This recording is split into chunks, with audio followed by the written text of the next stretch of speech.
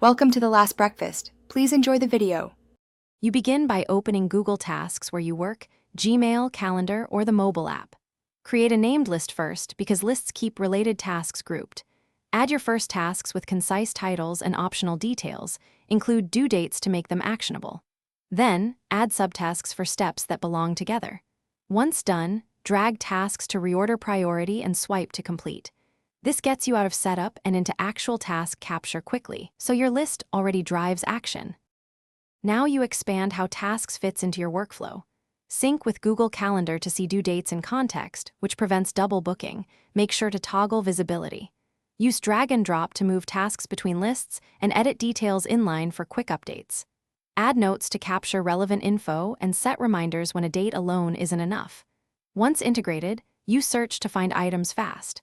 This middle phase keeps tasks current, connected, and actionable across devices. To finish a session, mark tasks complete and confirm subtasks are done before closing parent tasks.